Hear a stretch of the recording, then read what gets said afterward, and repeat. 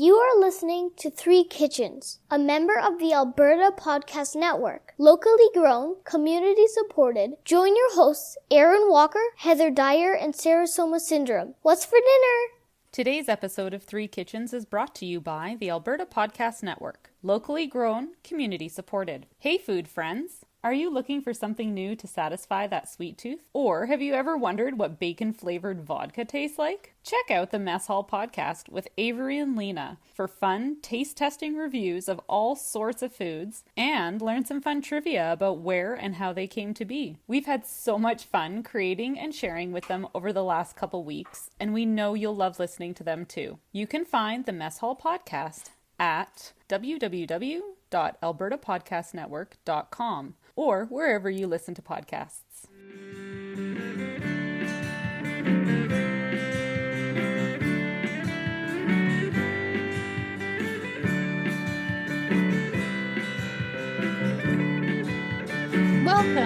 Welcome to Three Kitchens. I'm Heather. I'm here as always with my lovely co-hosts, Sarah and Aaron. Hello.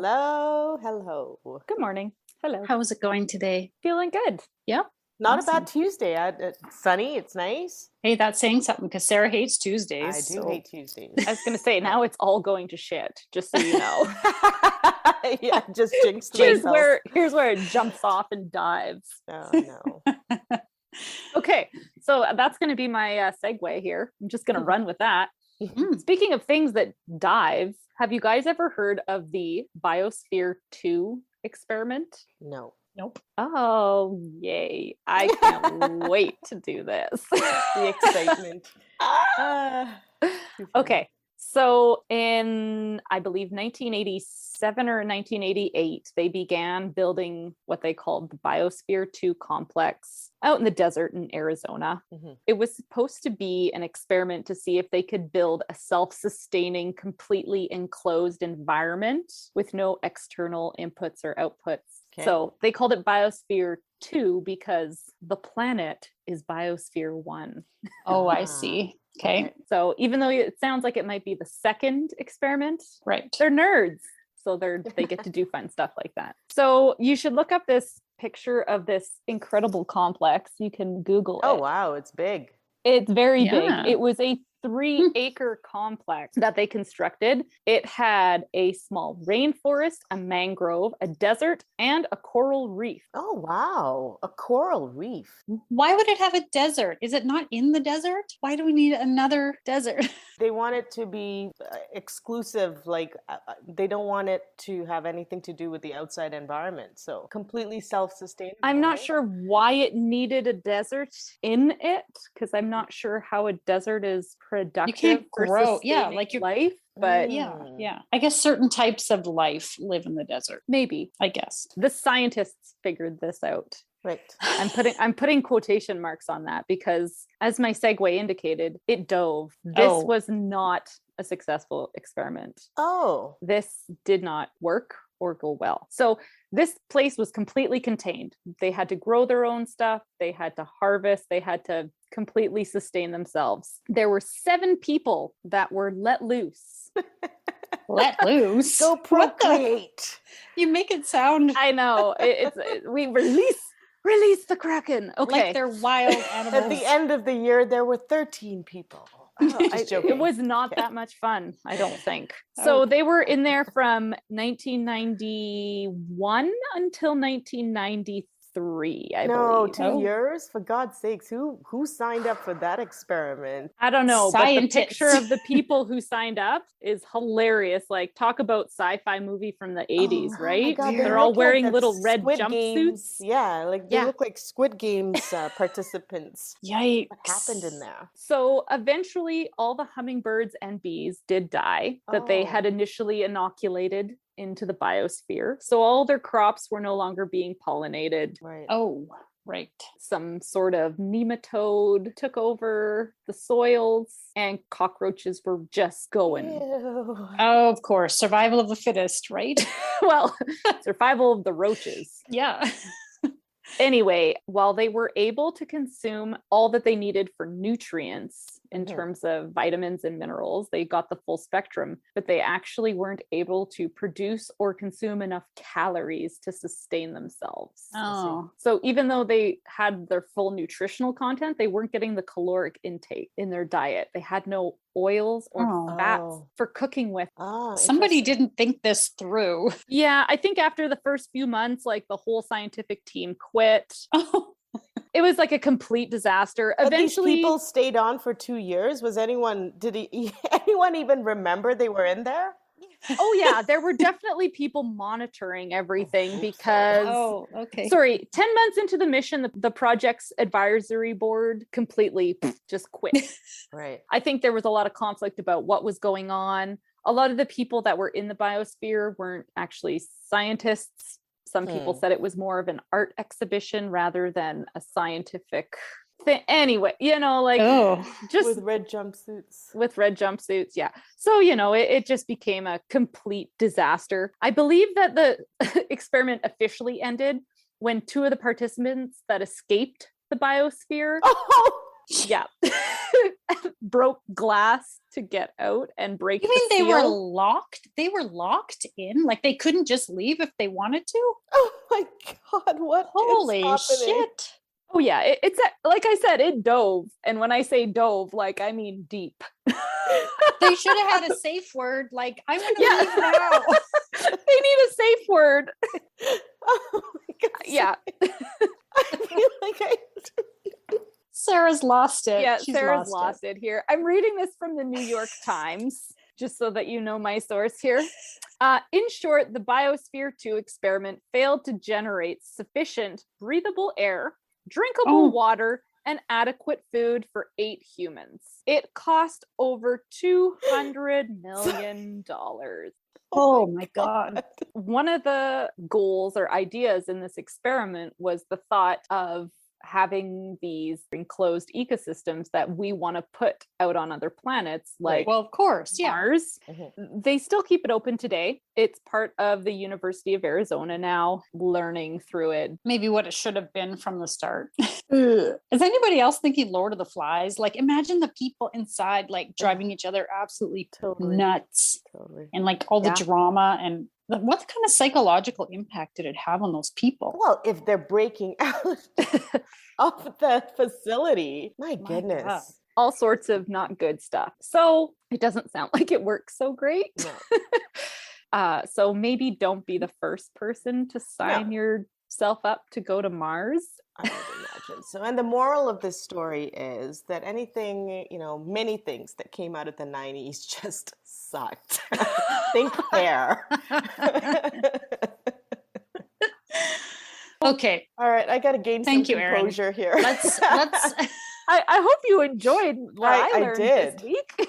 I really that was enjoyed that. that was fun. Anyway, All right. we'll link to it if you want to learn about crazy people in the early Yes. 90s. Okay, well let's go in a different direction. Let's talk Go, about Heather. let's talk about some food. Some food with calories in it. Yes. There's definitely some calories and some fats. Okay. All right. So you guys know that I am a Pinterest lover. I'm a Pinterest fan. Right. Oh, speaking of Pinterest, real quick, if you also love Pinterest like I do, listeners, Three Kitchens podcast is on Pinterest, and you That's can right. find our pins that all link to episodes. So Mm. go follow us if you love Pinterest as much as I do. Okay, so I come across all sorts of random food things because I go down these rabbit holes. Mhm. Because it's like any social media thing, if you click on enough things, you start to be fed similar things, Yes. right? And I came across a recipe for I'm sorry, I can't even take a sip off of She's- my coffee right now because I just feel like I'm gonna spit it out just thinking of that biodome story. Okay, I'm sorry. Okay, I'm listening. Okay, my Pinterest path led me to a West African peanut soup. Mm. And I don't know why there's something about it that just really appeals to me, that just sounds so yummy and different. And it has a Okay. number of things in it that I'm not accustomed to cooking. Mhm. And that intrigues me because that's what's so fun about this whole thing for me is Mhm. trying stuff I never have eaten and have Right. never thought to make. And perhaps you haven't either. And so I can I've introduce you to never something ever new thought too. of putting peanuts in a soup, so you got me right away. I'm just thinking of like satay sauce. So Yeah, I know. yeah. That's what I Mhm. was thinking of too, which I love. And I mean, Yeah. put it in a bowl. Yeah. No, it's not quite that. It's not quite that. So I found this recipe on a site called NoDishRespect.com, and it's a couple of chefs in the UK who have kind of compiled it. It's all kinds of cooking and all kinds of cuisine, Okay. and really an Hmm. interesting site if anyone wants to go check it out. This recipe is actually a family recipe of one of the chefs. It's from Ghana. It's described as a classic West African stew packed with peanuts, spice, and big flavors. Mm. And the Ghanaian name for it, I hope I'm going to, I don't know how to pronounce it, it's Nakatenkwan. I hope I've said that right. I'm just going to call it peanut stew because I don't want to say that word again because I probably messed it up. So essentially what we've got in here is peanuts in the form of peanut butter, natural peanut butter, Okay. tomatoes, meat, vegetables, and spices. And the spices will vary between family recipes. Right. In this one, we've got things like coriander, nutmeg, paprika, pepper, thyme, bay leaves, and then there's Scotch bonnet or Oh, habanero pepper. yes. I'm So there's some excited. spice in here. Okay. Wow. And the traditional vegetables that go into it, here's where I'm getting into some things I'm not necessarily accustomed to. Okra. I think we've talked about okra before, and Yeah. Sarah had some tips. I'm going to come back to that in a second because Okay. I need to make some notes about what to do with the okra. Garden eggs, which are small, round, yellow eggplants. They call them garden eggs. Oh, I didn't I don't know they know. were yellow. Okay. Yeah, they're like yellow, greenish. I don't know if I can buy them. I'm going to have to look. And if not, I might have to sub another type of eggplant. Okay, I'm going to see what I can find because there's also West African palm oil in here. Oh. And I don't know how likely I am to find it. It's a bright red, Yeah. the kind of thing that will stain Oh, stuff. okay. You know, it's like this, apparently, this really super intense colored palm oil. So if you can't find it, I love when recipes offer substitutions Okay. because sometimes we can't find these things, right? Mhm. So they say if you can't find the palm oil, use a neutral tasting vegetable oil or clarified butter or ghee. Okay. So I think I have options here. Okay, so it also has stock, of course. Okay. And I have homemade chicken stock in my freezer, so I'll just use that. Oh, yum. Oh, the meat. This recipe is using chicken. Okay. So chicken thighs and drumsticks, but you could use any kind of meat. They highly recommend oxtail or Mhm. pork, mutton, goat, even fish. And they have an option to make it vegan as well. So this recipe is like very adaptable to whatever you want it to be. This sounds like the clean the fridge soup of West Africa. Of West Totally. Africa. Yeah.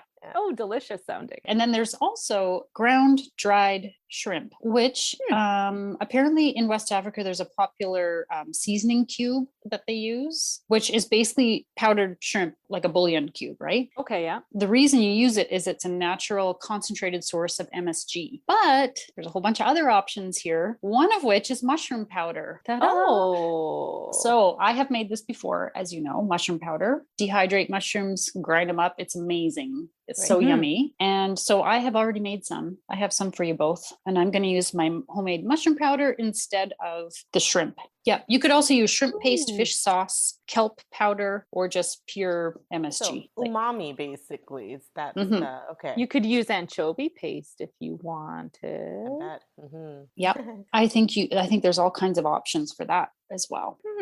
I was just grazing through the mushroom powders over at the Cambrian pharmacy while I was Oh. waiting for a prescription to be filled. Oh, they have mushroom powders there? They have mushroom powder and they had a Mhm. whole bunch of different ones and like specific mushroom mixes. And Yes, I have noticed that too. yeah, Yeah. so I kind of got lost in that while I was waiting Mm. for a prescription. And oh, I can't wait. Okay, what else goes in here? Tomatoes, onion, garlic, ginger. I think we talked about the spices, the hot pepper. Are you So gonna there you use go. the Scotch bonnet? I don't know. Can I buy a Scotch bonnet? I've I never think you can. purchased such a thing. I think I've seen stuff in Safeway. Mhm. If I can find one, I will. So Used to what's be- your tip, Sarah, on cooking and preparing okra? Okra.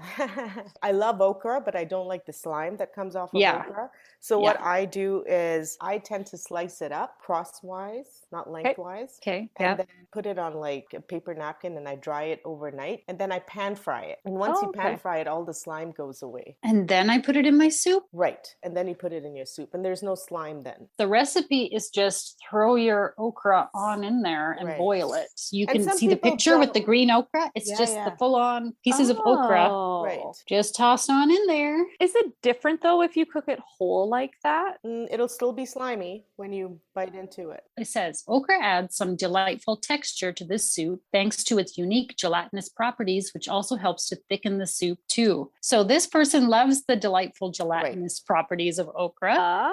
If you do, perhaps we don't. Substitutions for okra could be things like zucchini, green beans, bell peppers, mushrooms, black-eyed beans, potatoes, pretty much, like you said, clear out the fridge. Like if you want a different kind of veggie, but I'm going to try to stick to the traditional recipe as much as I can. I think okra and eggplant go so well together. And I hope I can find these garden eggs because it stays whole, right? You don't cut them up. You just put them in. So in your bowl of peanut stew, you'd have a nice little round. I like that. Now, I wonder if the yellow eggplant or the green ones are just an unripe version of the purple ones. And so they have a different flavor. Yeah, good question. Oh, this sounds so interesting. Yeah, These are all flavors that sounds amazing. Totally. And the peanuts come into it in the form of just a natural peanut butter. Peanuts grow there. That's why this is a thing. They call them ground nuts. Ground nuts, right. Apparently. So it's also sometimes called ground nut stew or ground nut soup. Fun. This sounds delicious. And then you serve it with like a scoop of rice or yams or potatoes or... Oh, they also, in Ghana, traditionally, they eat it with fufu, which is fun to say. A fufu is a pounded starchy ball of cassava. Ooh, yum. I don't actually know what that is. It's like yucca. Is it a vegetable? It's like cassava or yucca. It's a root and it's very starchy, super duper starchy. It kind of reminds me of potato dumplings. Like if you just boil it up, it's like a potato dumpling. I've had some fresh before. I've never found it here, but if you're where they grow the cassava or the yucca, it's a really interesting starch. And I think that's it's like very high in carb. Maybe they should have grown it in the biosphere. Yeah. Stop it. Sorry. Don't get me started. They should have grown some nuts. Come on. What a horrible thing. I love all the mystery flavors that are going to go into this. And then the spice in there. Yeah. I hope you go with the Scotch bonnet. Do I need rubber gloves? Do I need like an N95 mask to deal with and glass goggles to deal with the Scotch bonnet? So I imagine you're just putting one Scotch bonnet in there, right? I believe. I would say for sure get some gloves on. Or you're going to have like spicy fingers. What does it say here about it? Oh, it says 2 hot chili peppers, such as Scotch bonnet or habanero. I might need to tone it down. Oh, come on. Don't tone it down. Let's see how it works. I mean, if it's too spicy, just eat it with rice. I guess so. Sarah's like, yeah, do it. And Aaron and I are both like, Stay tuned. Just find out how many peppers I put in my stew. Today's episode of Three Kitchens is brought to you by Park Power. In Alberta, you get to choose who to buy your internet, electricity, and natural gas from. If you choose Park Power, you are choosing a positive local business. Plus, Park Power shares its profits with local not-for-profits that are working to make a difference for their communities. Shopping local is very important to Park Power's owner, Chris Kozowski, and we love local here at the Alberta Podcast Network, so it's a great fit. Learn more at parkpower.ca. Okay, so we're back. We're talking about how the peanut stew turned out. It's a bit of an involved recipe. It took some time, and I feel like I don't even really know where to begin to explain how to go about the process, but I will try. Okay. So first thing is you kind of gather all your spices, and you're going to put chopped onion, all your spices, garlic, ginger, and 1 of the hot peppers, whatever hot pepper you happen to use. I did not find the super hot Scotch bonnet or habanero. I ended up with Serrano chili because that's the best I could find. Okay. You're putting all of that into a food processor Okay. and making kind of like a paste. And you need a little bit of water just to loosen it up. Okay. Okay. So you kind of have this yummy smelling onion and spice paste. That sounds delicious. And you put that in your pot with a little bit of the African palm oil, which I found at a local store close by. I just stopped in there. It's called Mama Kay's Afro-Caribbean Market. It's on 4th Street and about 41st, across from the veterinarian there. Okay. Kitty corner to the high school, in that strip. Oh, okay. Right. Yeah, really nice person in there. Assured me my stew was going to be great. Okay. But she was very nice and she told me it was going to be good. So there you go. First, you're going to brown your meat. So I browned my chicken. I had thighs and drumsticks. Okay. You brown it in the palm oil. You'd remove it when it's nice and brown on the outside. Then saute your spice mix. Then you're going to put your peanut butter into that and give it a little more time. Add your tomatoes, canned tomatoes and tomato paste. Get that going together. And now you're going to put in your broth. Okay. I used chicken broth. I actually made it the same day because I realized I was low, but I had a carcass in the freezer. So I made the broth ahead of time. So I had this nice fresh chicken broth. And once you've mixed, so you've got your spices, your onions, your tomatoes, your broth, all of that together, use an immersion blender and blend it all up. Unfortunately for me, my immersion blender had decided to bite it like the week before. So I had to do it in batches in my blender. Right. Oh, dang. It took some time. I made a You mess. should have said something. You could have had my immersion blender. I was like, I wasn't thinking about it until I read that in the recipe. I'm like, oh, right. Anyway, it was fine. It was just messier. I had more dishes to wash. Now once you've blended that all up, you've got your soup base. And it is a lot. Like, I don't know what size that big Dutch oven is that I have, but it's big and it was like full. Oh, okay. It says 10 servings. I don't know. It's a huge recipe. Okay. Then, so you've got your soup base, you put your chicken back in and you add your vegetables.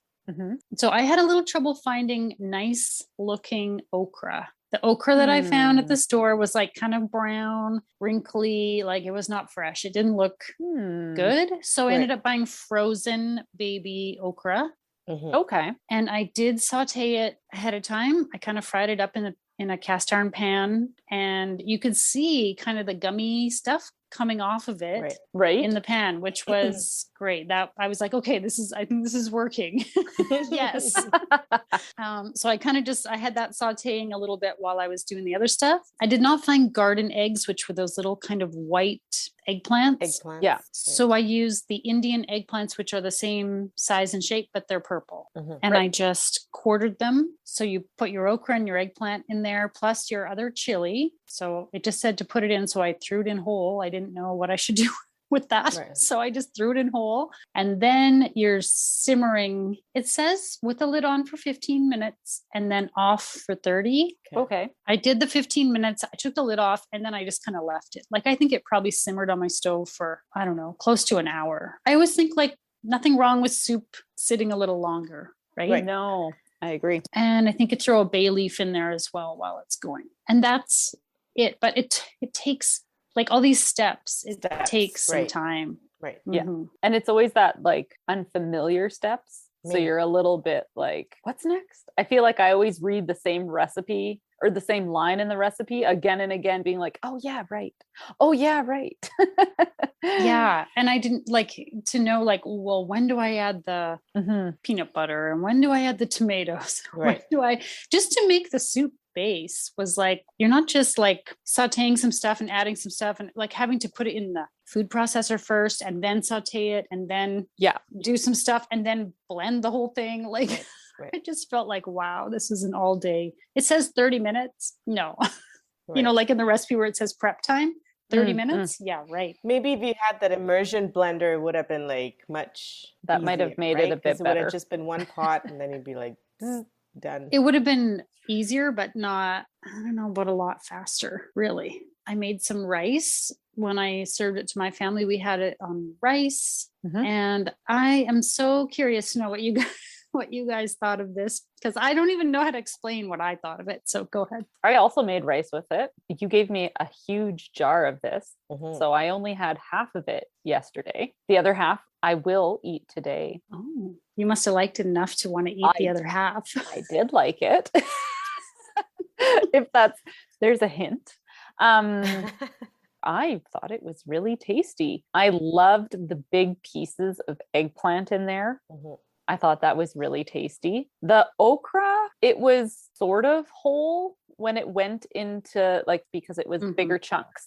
When I heated it up again, it kind of fell apart and diffused into the soup. So I would say as much as I was trying to find the okra that I had scooped out, and I realized that it had kind of fallen apart. Yeah. So I didn't really get a chunk of okra, and I thought the heat level it wasn't spicy at all, but it had a good flavor to it. I see how it could be spicier, but I liked that it wasn't super spicy at all. So what did you think, Sarah? So first of all, I was slightly disappointed that there was no Scotch bonnet. I know. I mean, I don't know if I've ever tasted anything with that in it. So that was a spice level I really wanted to come face to face with. But it was the flavors were fantastic. It was hearty. Now, you said that this was a West African dish, right? So when I was in Korea, I had friends who dated people from West Africa. And so we used to eat a lot of West African cuisine. And there was one thing that I noticed about West African cuisine that I got reminded of in this dish. And this is just a palate thing for me. I think it's it's a 9 out of 10. But what would make it a 10 out of 10 if there was a little bit more acidity in this stew? I found it a little bit if there was acidity, everything would pop just a whole bunch more. But outside of that, I thought it was a great stew, very interesting, great with rice. I think it would be great with pasta or noodles even, right? Yeah. But I think if there was some sort of acidity that could be put back into that, I think it would just make this stew a whole bunch better. Oh, you know what? It reminded me of kind of like a goulash, even though I know there was no red meat in it, but just the texture of it being so thick, it kind of reminded me of a goulash, which could go with rice or with an egg noodle or whatever. Yeah. And also I added my own step, which was after it had cooked, to take the chicken out, take the meat off the bone and put the meat back in. Because I don't like to have a big meat on the bone in my plate. And I knew my kids would also have trouble eating it that way. So I took the extra time to take the meat off the bone, leave the bone and the skins aside. But I did cook it with the bones. And now that you've said that, I think I would have liked this better with red meat. I think it would have been to me, it was missing richness. I felt I was saying to my family, I'm I thought it would be richer. I thought it would be really bold, something bold, not just spice level, but more depth. I don't know. Depth. I can't even explain. Do you think the shrimp powder would have changed it? That's it. That's what I kind of wonder. I thought that too. Yeah. Because I used homemade mushroom powder, which was one of the subs listed for that umami that you can add, that you want to add to it. And I think you're right, because I thought that too. Maybe the shrimp would have made a difference to it. I almost thought about adding salt to it while I was eating it. Right. And acidity would have done the same thing as salt, right? I see what you say by missing depth. And when you said acidity, I was yes, I think that's right. There's tomato, but not a lot of, you almost want to squirt something over it. When you went to that West African store, or was it Caribbean and African store? Afro-Caribbean store. Did you look for that shrimp bouillon? I did not, but I know I did look at her website ahead of time, and it was listed. That type of bouillon was listed. I just thought, well, I'm not going to bother because I already made the mushroom powder, which I quite like. I do like that mushroom. If you just smell that stuff, it's amazing. So but I think you might be right about the shrimp. I just want to, ever since you've talked about that shrimp bouillon, I just want to get some because I think it would go very well with some of my Asian dishes. I think I might just stop by at that store and get some. Yeah. Overall, I thought it was fine. I just wasn't wowed. I thought it was going to be something that was like, wow, I've been like missing this my whole life because it's so many interesting ingredients go into it that I thought it would just be more. Maybe I had too high of expectations. I don't know. It was the same experience I had when I had Nigerian food. It was like so close, but there was something and some depth sort of missing in it. And I didn't cook then. So I would not have called it acidity then, but this time when I ate it, I was reminded of that time. I'm like, well, what's missing in this? But it's good in every other way. Like the flavors are there, the good ingredients are there. Like it's an interesting taste. It's got that peanutty yumminess. Everything is there except for one ingredient that I think could just zhuzh it up, right? Yeah. My husband really liked it. He was like, I think you should make it again. Because I was like, he said, do you think he always asks when I make something new, do you think you'll make it again? And I was like, nah, I don't know. He's like, well, I think you should. Because he really liked it. And the kids thought, oh, it's good. They didn't love the eggplant. I think it's a texture. They don't love the egg. They ate it, but they were like, I don't know. Yeah. But even the one who does not like peanut butter, we all made a big effort to just say it's peanuts because he'll eat peanuts, but not peanut butter. He's weird. So we made a big effort to just say peanuts. So he thought it was made with peanuts. Excellent. And he even liked it. Oh, Yeah. There you go. Good.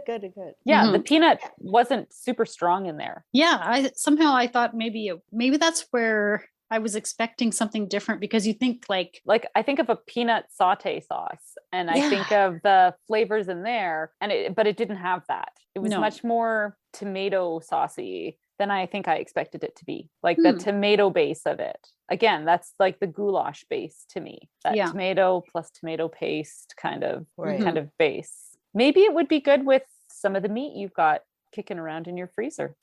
And a splash of wine. Try a splash of wine next time. Who knows? Yeah. Like maybe that might just be the acidity and pop you need. Right at the end, like don't even cook it for too much longer just after. finish it with it. Yeah. Could be. It might actually work.